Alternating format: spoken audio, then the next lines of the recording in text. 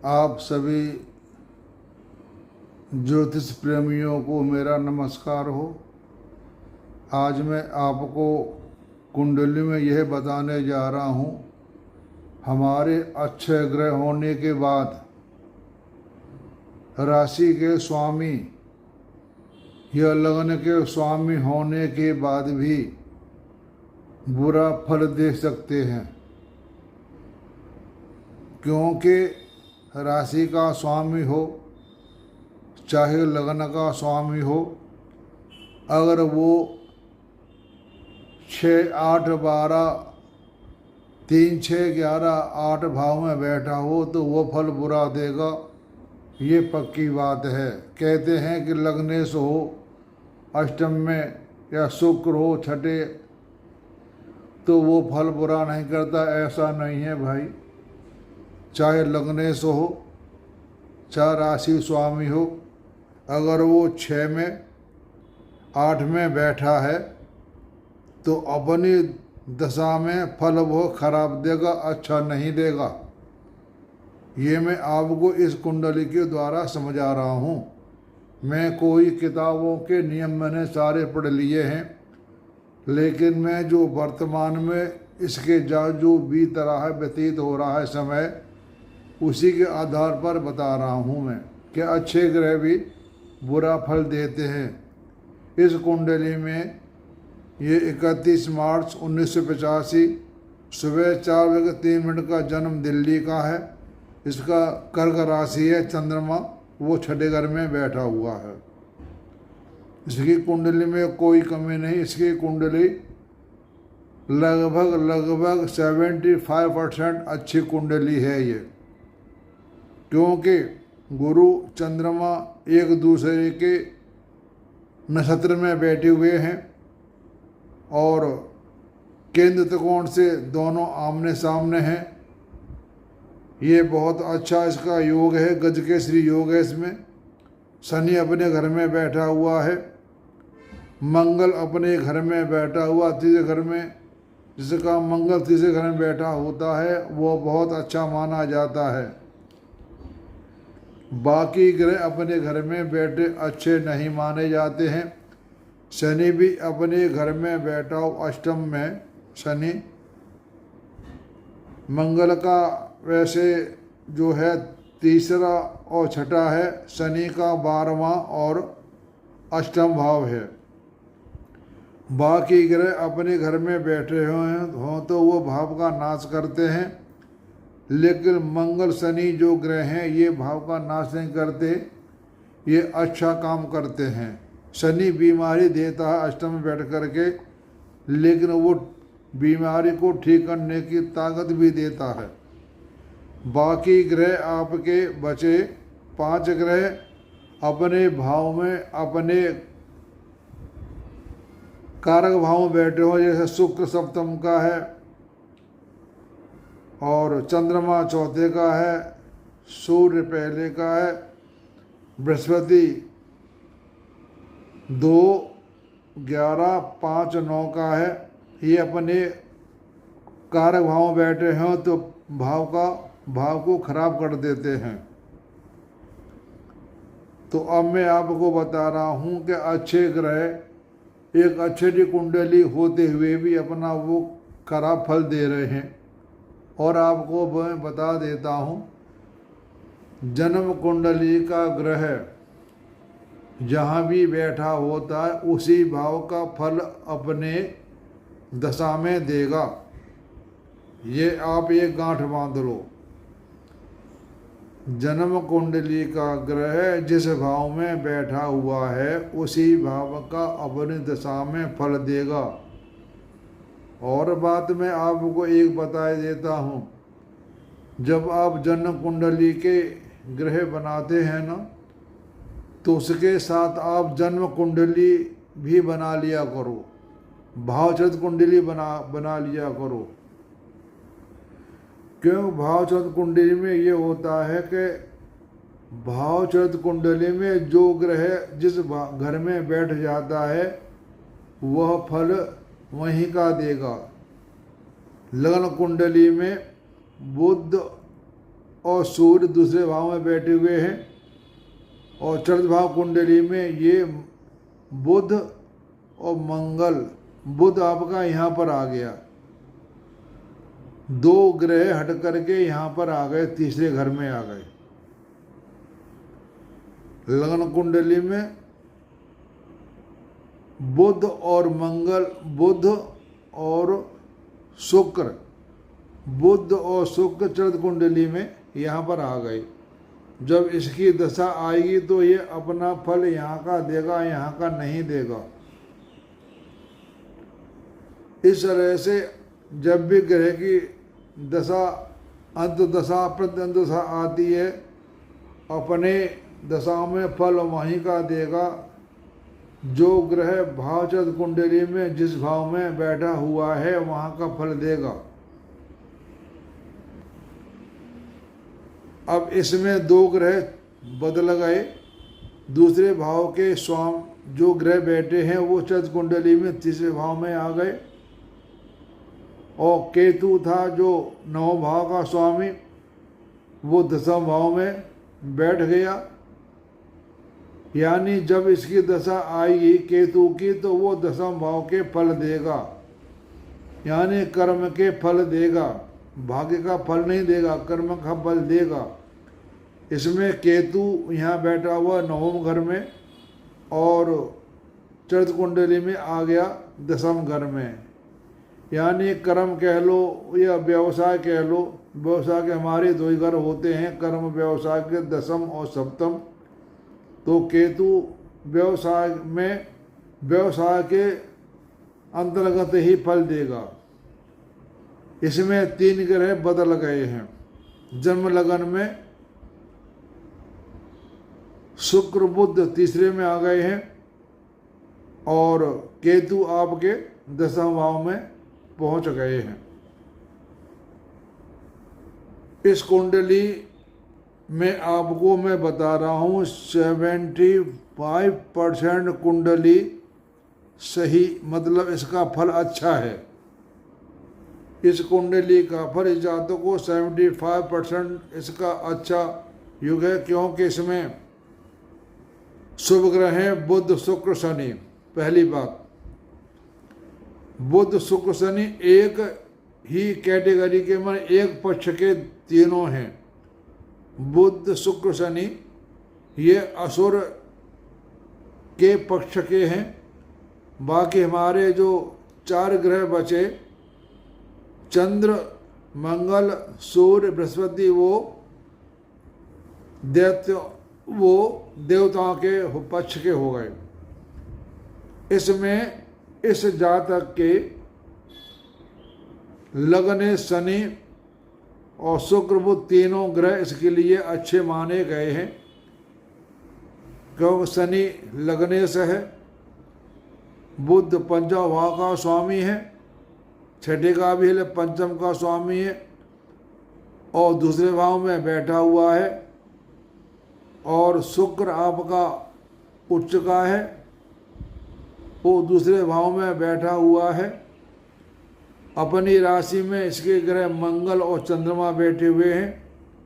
अपने घर में भी गुरु शुक्र शनि बैठे हुए हैं। कारतुस कुंडली के हिसाब से जो ग्रह अपने घर में बैठा होता है वह फल अच्छा देता है। इसमें कारतुस कुंडली के हिसाब से गुरु अपने घर में बैठा हुआ है, शनि अपने घर में बैठा हुआ। कारतुस कुंडली की मेष लग्न से शुरुआत होती है, तो 1 2 3 4 5 6 7 8 9 10 में शनि बैठ गया, 11 12 में गुरु बैठ गया। कारतुस कुंडली के हिसाब से जो ग्रह जन्म कुंडली में बैठा होता है वो अच्छा फल देता है, राशि कोई भी हो, ये इसके अपने घर हो गए। और इसमें शनि राजयोग बना रहा है, 10म भाव, लग्न का स्वामी 10म भाव में संबंध बना रहा है। मैंने आपको ये कई बार बता चुका हूँ कि 9 10 और पहला ये तीनों आपस में संबंध बनाते हैं, तो यह बहुत अच्छा राजयोग होता है। त्रिकोण में सबसे बलवान भाव होता है नवम, और केंद्र में सबसे भाव बलवान होता है दसम। तो इसमें राजयोग भी है, गज केसरी योग भी है। अपने घर में भी ग्रह बैठे हुए हैं, फिर भी इसका ये कर्क राशि का है जातक, इसका चंद्रमा छठे घर में बैठा हुआ है। लेकिन छठे घर में बैठने के बाद जब इसकी दशा आएगी तो ये फल अच्छा नहीं देगा। और मैं आपको बता देता हूँ, जब भी आपने दशाओं का क्रम लगाना है अच्छा या बुरा, तो जहाँ दशानाथ बैठा हुआ, जैसे इसकी अभी दशा चल रही है केतु की, तो आप जो ग्रह जन्म लगन में जिस भाव में बैठा हुआ होता है, उस भाव से जब इसकी दशा चलती है तो इस घर से हमने 6 और 8 भाव में जो ग्रह पड़ेंगे वो फल अच्छा नहीं देंगे। वो बात अलग है कि केतु नवम घर में बैठा हुआ है, श्रद्ध कुंडली में दसम में बैठा हुआ है, यानी केतु ग्रह दसम भाव का फल देगा। लेकिन हम काउंटिंग गिनती करेंगे नवम भाव से, 1 2 3 4 5 6, और यहाँ से करेंगे 1 2 3 4 5 6 7 8। केतु की दशा में सूर्य, बुध और शुक्र, इसमें बुध तो हमारा पंचम भाव का स्वामी है और शुक्र उच्च का है, सूर्य इसमें मार्केश है। इस कुंडली में सूर्य मार्केश है, तो केतु की दशा आएगी तो चंद्रमा और सूर्य अच्छा फल नहीं देगा। जैसे हम दशानाश से घर गिनते हैं, षष्ठा अष्टक 6 8 का जो होता है वो फल अच्छा नहीं देगा। षष्ठा अष्टक में हमारे ये 3 ग्रह पड़ते हैं, इसमें बुध तो हमारा पंचम भाव का स्वामी हो गया, इतना फल खराब नहीं देगा। और शुक्र उच्च का हो गया, ये भी खराब फल नहीं देगा, क्योंकि शुक्र जो इसमें है वो राजयोग बना रहा है। एक तो ग्रह उच्च का है, एक राजयोग बना रहा है, चौथे भाव का सप्तम भाव का स्वामी है, तो ये इसको फल अच्छा नहीं देगा। सूर्य चंद्रमा इस केतु की दशा में अच्छा फल नहीं देंगे। अब हम आते हैं दशाओं पर। केतु दशा चल रही है 23 से लेकर के 23 तक, 33 5 23 से चल रही है, 30 तक आगे चलेगी। ये इसकी दशा है 30 साल की, 23 से चला और 2030 तक चलेगा। इसकी दशा चल रही है, वर्तमान में चल रही है चंद्रमा की। चंद्रमा इसका कर्क राशि इसकी, और सूर्य इसका जातक का व्यवसाय। केतु देखो हमारा यहाँ बैठ गया, हम फलादेश करेंगे दसम भाव को, भाग्य से नहीं करेंगे, व्यवसाय से। इसके व्यवसाय में हानि पहुँचाएगा ये। और ये बैठे हैं दूसरे भाव में, ये धन भाव में बैठे हुए हैं। तो केतु हम लेते हैं व्यवसाय को, व्यवसाय के हेतु इसके ग्रह शुक्र 30/9/24 इसका काम ठीक चला, यानी इसके व्यवसाय में पैसे की हानि पहुंचाई है। जब पैसे में हानि पहुंचाई है, और चौथे भाव का स्वामी है और 9 भाव का स्वामी है। केतु और राहु ऐसे ग्रह हैं जिस राशि में बैठे होते हैं उसी के अंतर्गत फल देंगे, क्योंकि इनका अपना कोई घर नहीं होता है। अब इसकी दशा चली 30/9/24 से सूर्य की। सूर्य मार्केश हैं और मार्ग भाव में बैठे हुए हैं। ये इसको पैसे की, ये भी व्यवसाय है, ये भी व्यवसाय है। ये मार्ग भाव हुए दोनों, मार्ग भाव का स्वामी मार्ग भाव में बैठा हुआ है, तो केतु की जब अंतर्दशा सूर्य की आई तो इसको पैसे की हानि, व्यापार में हानि है इसको। उसके बाद आई चंद्रमा की, लगन से भी हम ग्रह गिनते हैं, जैसे ही हमने गिना ना दशानाथ से 1 2 3 4 5 6, 1 2 3 4 5 6 7 8, ऐसे लगन से भी हम गिनेंगे 1 2 3 4 5 6। लगन भाव से चंद्रमा छठे घर में बैठा हुआ है। इसे आप कर्ज कह लो, इसको कर्ज, ये कर्ज लेगा, बाहर से कर्ज लेगा। ये फल दिखा रहा है कि जब केतु में चंद्रमा की दशा आई तो इसने कर्ज लिया, ये मुझे पता है इस बारे में। तो ये कर्ज का और बीमारी का घर होता है। इस जातक को बीमारी हो सकती है या ये कर्ज लेगा। तो जब इसकी केतु में सूर्य दशा आई तो व्यापार में हानि, और जब दशा आई चंद्रमा की, इस जातक ने बाहर से लोन लिया हुआ है इस टाइम, तो इसने अपना काम कर दिया, इसने मैं लोन दिलवा दिया।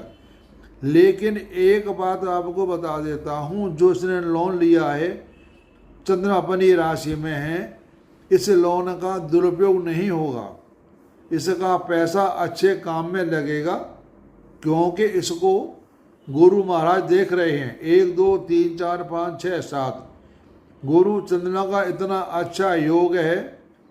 चंद्रमा गुरु जहाँ भी बैठा होता है, पैसा व्यय कर रहा है, यहाँ इसने लोन लिया, यहाँ व्यय करेगा, ये व्यय भी करेगा, धार्मिक काम में करेगा, अच्छे काम में व्यय करेगा। यानी इसने जो लोन लिया हुआ है वो अच्छे काम में लगाएगा, इसका लोन बेकार नहीं जाएगा। लेकिन सूर्य में व्यवसाय की हानि और चंद्रमा में इसने लिया लोन। तो जब भी आप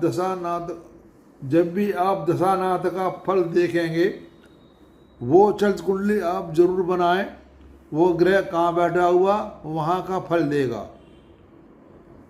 जन्म कुंडली में जो भी ग्रह जिस भाव में बैठा होता है, वही ग्रह को हम भाव चरित्र कुंडली में देखेंगे, वह ग्रह कहाँ बैठा हुआ है, वह ग्रह वहीं का फल देगा, और जहाँ जहाँ का स्वामी है वहाँ का फल देगा। जैसे सूर्य हमारा है सप्तम का स्वामी, इसका ही घर होता तो इसने यहाँ लोस दे दिया। बुध स्वामी है पंचम भाव का, छठे भाव का, तो यहाँ का भी अच्छा फल देगा, यहाँ का बुरा फल देगा। कोई भी ग्रह होता है, जिस ग्रह की 2 राशि होती हैं, तो वह पहले अपनी मूल त्रिकोण राशि का फल देगा। बुध की मूल त्रिकोण राशि है कन्या, तो पहले फल यहाँ का देगा, फिर फल यहाँ का देगा। कोई भी ग्रह की जब कोई भी दशा आती है, तो वह ग्रह अपने जो उसकी राशि है मेन वहाँ का फल देगा। इस तरह से मैंने आपको ये बता दिया कि देखो इसमें ग्रहों का कितना बदलाव हो गया है। इस कारण इसको फल कैसा मिला वो मैंने आपको बता दिया। आप किसी की कुंडली देखें, पहले आप ग्रहों की स्थिति देखें, ग्रह कहाँ का स्वामी है, कहाँ बैठा हुआ है, और चंद्र कुंडली में वह ग्रह कहाँ बैठ गया है, तो उसी हिसाब से वह ग्रह वहाँ का फल देगा। सूर्य चंद्रमा एक ही घर का स्वामी होता, बाकी 5 ग्रह 2-2 घर के स्वामी होते हैं। तो पहले कोई भी ग्रह है 5 ग्रह अपनी मूल त्रिकोण राशि का फल देगा, उसके बाद अपनी राशि का फल देगा। ऐसे आप कुंडली को देखेंगे तो आपको पूरा उसका आप भावार्थ या उसका जो बताएंगे वो बात एकदम सही निकलेगी, वो बात गलत नहीं निकलेगी। और हमें 3 कुंडली बनाना चाहिए, जन्म लगन, चंद्र लगन और भाव चलित। किसी की कुंडली अगर जन्म लगन कमजोर होती है तो हम चंद्र लगन से देखते हैं। क्योंकि जैसे इस कुंडली में है, इसमें राजयोग बना रहा है, लेकिन शनि अपने घर को नहीं देख रहा है, तो इसकी अपेक्षा हमने इसकी चंद्र कुंडली ले ली। चंद्र कुंडली इसकी जो है वो चंद्रमा गुरु आमने सामने आ गए, ये इसकी कुंडली पावरफुल है। हमने जन्म लगन या चंद्र दोनों में से कुंडली लगन अच्छी कौन सी है, उस लगन को देख करके हम कुंडली को फलित करेंगे। अगर दोनों की कुंडली चंद्र भी कमज़ोर हुई, लगन भी कमज़ोर हुई, तो उसके जो फल मिलेंगे उसको फल पूर्णतया पूरे नहीं मिल पाएंगे, उसमें कटौती हो जाएगी। इसमें जो भी ग्रह अपने भाव को देखता है वो भाव बलवान हो जाता है। इसके 5, 11 और पहला भाव में कोई ग्रह नहीं बैठा और ना ही कोई ग्रह इसको देख रहा है, लेकिन इसको उठा करके हम चंद्रलग्न को देखते हैं तो इसका जो पंचम भाव खराब था वो भी ठीक हो गया, 11 भाव खराब था वो भी ठीक हो गया, लग्न भाव था वो भी ठीक हो गया। 6 और 8 ये भाव इसके खराब हो गए हैं। ये 6, 8, 12 जिसके भाव खराब हो जाते हैं, कोई ग्रह नहीं बैठा होता, कोई ग्रह नहीं देख रहा होता है, तो वो ठीक ही माना जाता है। लेकिन हमारी जन्मलग्न कुंडली में शुभ ग्रह होना बहुत ज़रूरी है, क्योंकि 12वां भाव होता है सैया सुख होता है। ये इसको सैया सुख में शुभ ग्रह बैठा होता है तो सैया सुख उसका अच्छा होता है। तो हमने दोनों कुंडलियों को लेकर के फलादेश करना है। जो बुरी बात है उनको आप छोड़ दो, अच्छी बातों को आपने बताना है। जो नकारात्मक सोच उनको आप अलग कर दो। जन्म लगन में, चंद्र लगन में जो नकारात्मक भाव उनको आप बाहर निकाल दो, जो सकारात्मक उनको आप ले करके फलादेश करें, तो फलादेश आपका कभी गलत नहीं निकलेगा। तो ये मैंने आपको बता दिया कि अच्छे ग्रह भी खराब फल देते हैं। इस कुंडली का चंद्र, इसकी कर्क राशि चंद्रमा स्वामी है, लेकिन इसको जातक को इसकी दशा में केतु में चंद्र दशा आई तो इसने लोन लिया हुआ है। तो आप सब जो मैं बताता हूँ, आप मेरी कुंडली को बड़े ध्यान से देखते हैं और समझते हैं, फिर आप इसी नियम को आप ज्योतिष कर रहे हैं, सीख रहे हैं, आप इस नियम को लगा के देखेंगे तो आपकी 90% बातें सही निकलेंगी। यानी हमारे जितने भी आचार्य, हमारे गुरुजी महाराज हैं, हमारे मैंने शिक्षा दिल्ली में भारतीय विद्या भवन से सीखी है। हमारे मुख्य जो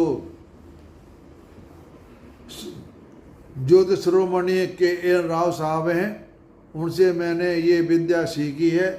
बाकी हमारे और भी गुरु महाराज हैं, पाठक जी हैं, और भी बहुत से हैं जिनसे हमने पढ़ाई ज्योतिष की सीखी।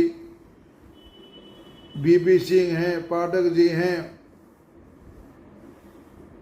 और दीपक कपूर जी हैं। ऐसे बड़े बड़े महानुभाव वहाँ पर ज्योतिष सिखाते हैं, उनसे मैंने विद्या सीखी है। उसका अब मैं प्रैक्टिकल कर रहा हूँ, तो बातें मेरी सही निकल रही हैं। तो आप सब भी ऐसे ही, जितना आप ज़्यादा कुंडलियों का प्रयोग करेंगे उतना आपको स्वतः ही ज्ञान होता जाएगा। लेकिन एक बात अब मैं आपको और बता दूं, जो भी विद्या किसी भी तरह की कोई सीखता है उसको आध्यात्मिक ज्ञान होना बहुत ज़रूरी होता है। बगैर आध्यात्मिक ज्ञान के बारे में जब हमारी कुंडली सामने आती है तो हमारा दिमाग घूम जाता है। जब हमारा आध्यात्मिक हमारी दृष्टि होती है तो हम फलादेश भगवान अपने आप ही बोलता है, हम तो एक निमित्त मात्र हैं, वही कहता है तुमने क्या बोलना है, पूरी तरह से हम बोलते रहते हैं। आप सबका सुनने का धन्यवाद और आप सबको नमस्कार।